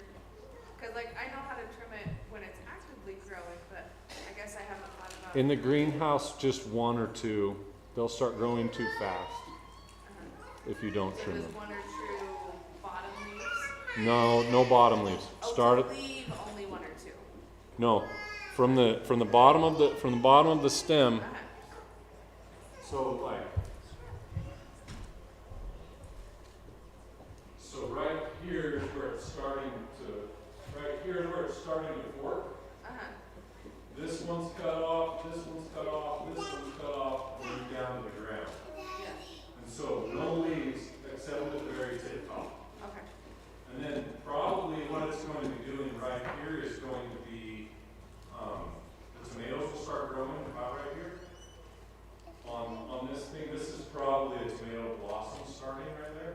And so obviously don't cut those. But then, and then anything else, you keep it to a single vine. Yeah. And that, So you mentioned earlier, for those of us that aren't brave enough to start our own seeds, about buying the biggest tomatoes you can find. Do you buy it, bring it home, and then trim the heck out of it? yeah. Okay. Cut it back to, so there's certain plants like that the more you trim them, the more they'll grow. An apple tree's that way. If you want your apple tree to grow, cut half of it off. And it will grow like you've never seen before. If you don't want your apple tree to respond like crazy, you only cut 30% of it back. But trimming it actually causes it to grow more. Tomatoes are that way. Apple tree, like most trees are that way. If you trim your peach trees 20%, 25%, they'll grow more and respond to that versus just being content with where they are. If that's a good analogy. Tomatoes are very much that way. Whenever you prune them, you shock them, and then they respond by growing more. They're designed to be cared for, if that makes sense. Same thing with your squashes. They're gonna try one pumpkin plant is gonna try to grow 50 vines, and I'll cut like 48 or 47 of those off, and just grow the one up the string. Let it come back down. By the time it's coming back down, it's end of August. I just let it go, or you can keep trimming them. So when you see like big bushy tomato plants, it's because they let the energy go out instead of like forcing cutting in it so that they'll go a little taller. Yep, great point. A plant has a limited amount of energy, and it can either spend that on leaves or on fruit. And getting light to the fruit itself is important. And so by trimming it back, you're letting light get to the tomatoes, they'll ripen faster, and the tomato plant itself, who only has a limited amount of energy, is going to be growing up and growing tomatoes, rather than spending all of the NPK it's getting in the ground on more green. Does that make sense? And so that's why if you're going to grow one bush, grow a big bush tomato in about 3 feet, or you could plant 5 separate tomato plants in 3 feet, growing on a single vine. Does that make sense? So it's totally different use of space. But you just don't want to cut the terminal bud is the one that's at the end. And there's YouTube videos about pruning tomato plants, Mittleider style and stuff like that. You just don't want to cut the terminal bud, because if you do, that is the end of your plant. Yeah. Where would you recommend buying started? Like I had started the greenhouse season, so on May, June. Probably, I just wouldn't buy Yellow pear tomatoes. I won't ever do that again. They seem to be really disease prone. I've read up on them, but yeah. Anywhere, Cooks and Provo's really a great spot. They have really good stuff. But most of it comes from California. Most people are getting all the same plants from California. Yeah, Millie? Do you buy only organic, or are you pretty? This is the thing about organic, is if you read the rules on labeling stuff organic, it's like, it's either not organic, and if you label it organic, it means you didn't use pesticides unless you had to. Like literally, that's the rule. Like you didn't use it unless you had to. And then they charge more for it. So it's great marketing, but it's not what you think. It's not what the marketing says it is. So you don't worry about that? No. I just grow all my own seeds, but the organic stuff, there's like, this is the thing is like today people like, they're just not as honest as they used to be on the positions they'll take on every side, right? They're just trying to get advantage in marketing or in an argument or whatever else. But the there's really like, if you dig into what organic is versus not, there's few places that are like really truthful about that. And if it gets muddy. And so I just don't buy the GMO stuff where they're modifying the genes. That like I'm not into. But outside of that, Because if you're doing your own seeds and your own soil, you have it controlled. So. right. I think the organic thing is really is really funky if you dig into like what people are really doing, the big companies, what they really do, and how they've lobbied to get the laws to be able to call it organic when it's not what we think organic is. So, yeah. As far as pruning fruit trees, is now the best time to Yeah. do that? Yeah, right now is a great time. Yeah, you want to do it before they start growing so they can heal from the wounds. I talked about that. So these are spaghetti squash hanging vertically. We've talked about that. This is the beginning. These are 3 great photos. This is Holly's garden. So this is right after planting, probably the day we planted. And that's at the end, same exact spot. This is like not the end of the year. This is just like July, maybe early August. This is into August because she's got eggplants and like beans that are bigger than softballs, and then extending the life at the end. And then that's one way to just, you can take this is the good for your 1/2-inch PVC. Just heat it up with a heat gun and it'll bend.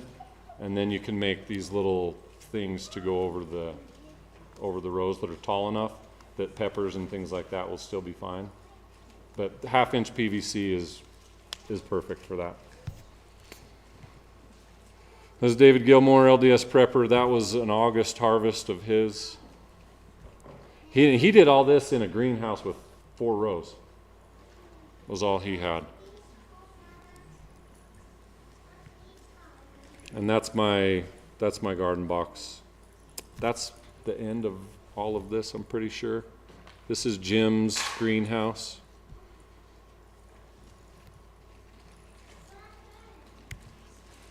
This is David's greenhouse that he got all that stuff in the photo just a second ago out of. You can see how many tomatoes he's growing at the bottom of those plants, all on a single vine. Oh, yeah. So then what you want to buy, you can buy the micronutrients from growfood.com or from LDS Prepper. But that's essential. That's the thing you don't want to skip. Yeah. Are they the same? Are they comparable? Yeah, they might be like, David might have changed his like teeny bits to be able to say it's better, but it doesn't. It's the same. It's like basically the same ratio. Do you use the same boxes and frames year to year, or do you take them down? No, I don't even like, sometimes I haven't even like unhooked my sprinkler pipes. Like, I just use exactly the same spot. Oh, the one thing you do though, is I will just till the aisle only. I mean, not the aisle, the growing bed only. The aisle I will never till again. I got like a little cheap tiller called Sun from Sun Country on Amazon or something, and it only tills like this wide, and it only tills a little bit deep, and I can push it down, and I'll only till where the plants are going to grow. The rest of it I'll never touch again, because if I till it up, you're gonna get all kinds of weeds. And my ground before today, it was like, it just gone through winter, and it's kind of like powdery, a little bit wet, and so if I go walk down the aisles, it just packs it down, makes it really hard for weeds to get up, and I'll never till it again. So it helps me win the weed battle. Yeah. You mentioned shocking tomatoes several times. I've heard that when they're mature, when they're big, you should go out and beat on them every once in a while just to shock them. Is that? Or shake them. I think the wind does that enough. I don't do it, but pruning them does that. Yeah. Where can we get instructions like how to to make the T-frames or the trusses, and do you put strings on them, or do you just Yes, grow them on strings? that's all like this book has like the best for all the boxes, how to set up a box, how to do tools that measure how far apart you're planting, how to grow the little seedling boxes right here. Okay. And then this one's like that whole T-frame. Okay. You just get that on Amazon? Or from me if my son brought it up. Okay. I'll just sell it to you for what he did. I guess he left the boxes here somewhere. They're in the chair, either out there or out there. There's 2 boxes of manuals. Yeah. No, just the book. Boxes of books, sorry. Yeah. So when you plant your stuff, do you alternate where you planted them, or do you plant them? No, same spot every year. Because I heard that you're supposed to you're not supposed to plant tomatoes in the same spot every year. That's not true. That's only if you're not fertilizing them. If you're feeding them, it's just like in the commercial greenhouses. They just make sure they have the right elements, the right food. And if you're fertilizing and feeding it, you can do it in the same spot for 50 years. It will be just fine. Yep. Yep. Does that book talk about quantities of production, like X amount of space will generate X amount of food? Yeah. And obviously, plants produce different amounts of quantities, but Yeah. So trying to this. figure out, based on the space that we've got and the number of mouths we want to feed, how do we figure that out? So this one on page 262. Well, it'll tell you that if you want, like, for example, tomatoes, and you're doing a indeterminate, that's a undetermined length, long tomatoes, and you do 1 row of that, you'll get 41 plants spaced, and you'll fertilize it 10 to 12 times. Your plants will grow 84 inches about, depending on the variety, that's a little bit different. And you will produce in generally 90 days, where's the pounds? It's the next sheet that talks about the pounds of food. But it'll tell you all that, and you'll get like, I want to say it's about 70 or 80 pounds of tomatoes. Something like that. But yeah, it has a lot of that in detail. So I'm a little bit confused. Is micronutrients different than the fertilizer? Yes. Well, no. The fertilizer, so a plant needs 16 elements to grow. And 3 of them come from the air. And then the next big 3 you need is the NPK. So now you're down to 10. Then you have like the gypsum, the Epsom salt, and the boron. And that gets you down to 7. The next 7, they don't need very much of. They need just a little teeny bit of. And that comes in a little packet that you mix into the into the NPK. Does that make sense? Yeah, and so you mix the NPK, which is ultimately like the daily fertilizer, right? Yep, weekly The feed. micronutrients Correct. with water, and then you feed it with the water? Or I thought it was a dry fertilizer that you Dry fertilizer, you put it right down the row, and then you turn, and the water hits it, and dissolves it and takes it to the roots. Does that make So I sense? thought the fertilizer was the NPK, I'm sorry. The NPK is 3 elements of the 10 that are in it. So there's fertilizer, and then there's NPK and micronutrients. that you'll- They're all fertilizer. You put them together to make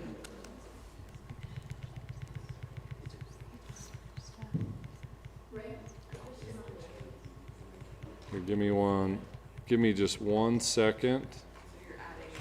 It's like a recipe. Where was it? So this one, so this is what it is. So you have the major nutrients of fertilizer. This is the weekly fertilizer. So you have the NPK, secondary nutrients are calcium, sulfur, and magnesium. That comes in a little packet. And in it also is the zinc, boron, manganese, iron, copper, molybdenum. Does that make sense? And that's what you're putting on there every week. You mix it all together to make the. Mix it in a 5-gallon bucket. And then the other thing and that's weekly feed. The pre-plant is once a year, unless it's a tomato, you'll do it twice. That's your gypsum,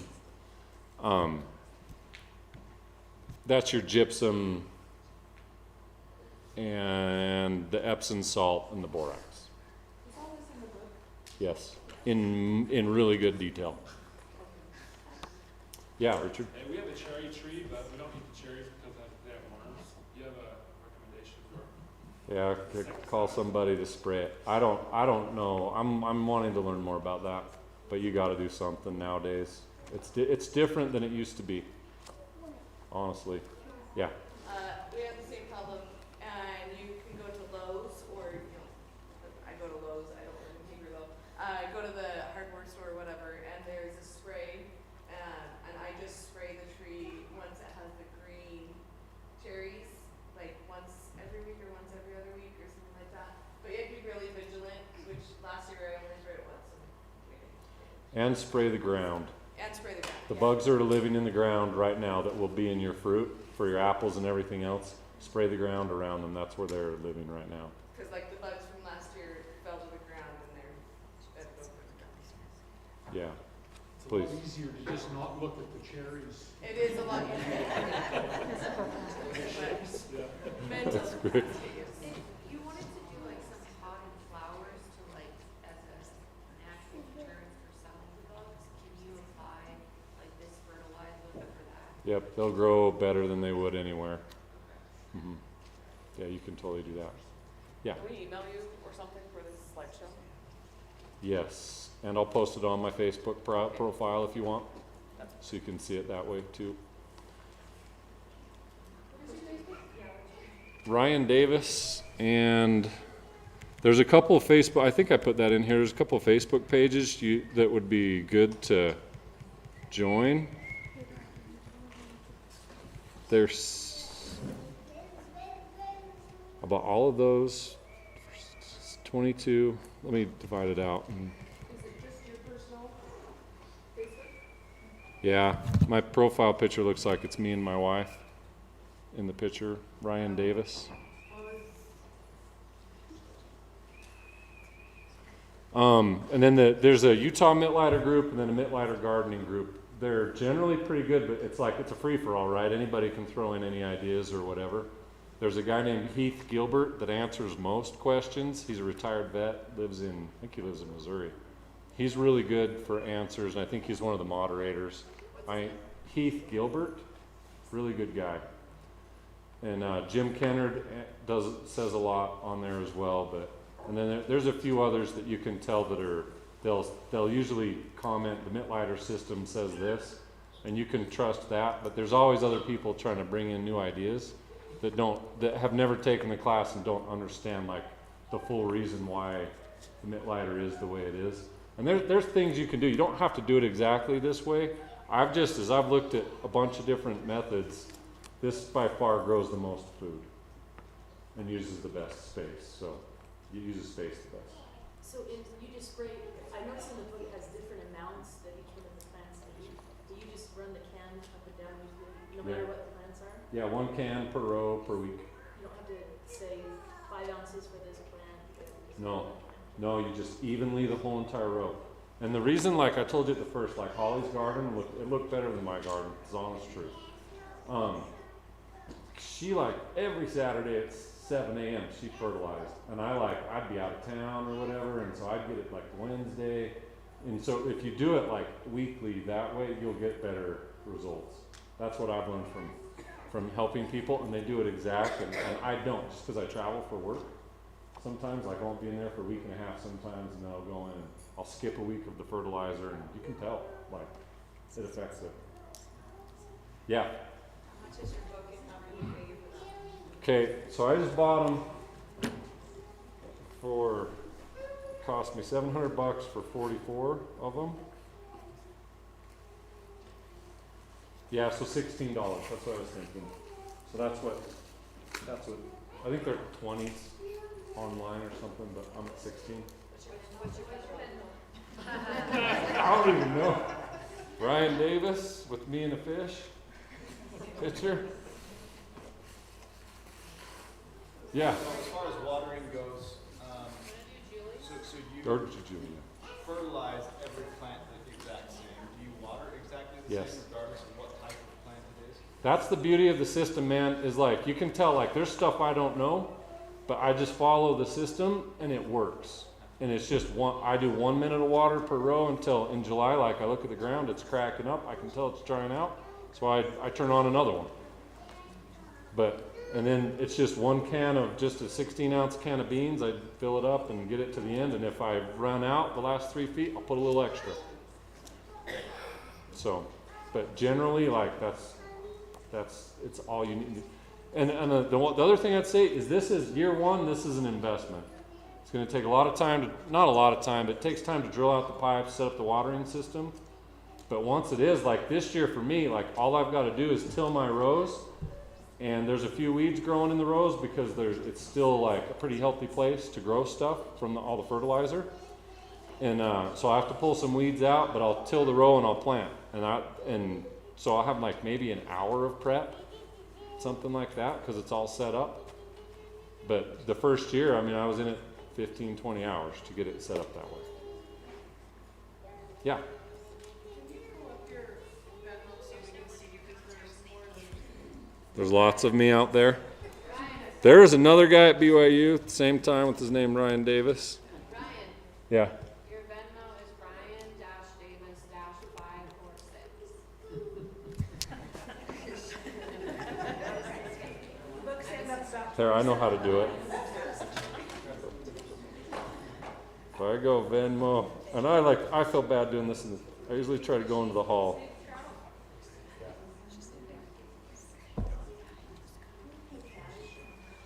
Take this. And it's 16 total, right? Yeah, The books are about 27. and I've got 44 of them.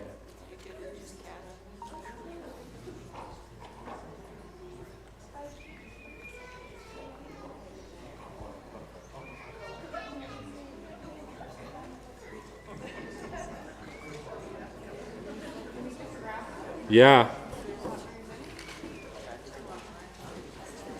How's that? Whatever. I don't care. Or if you want to do it later, yeah, that's me. Hey, Ryan.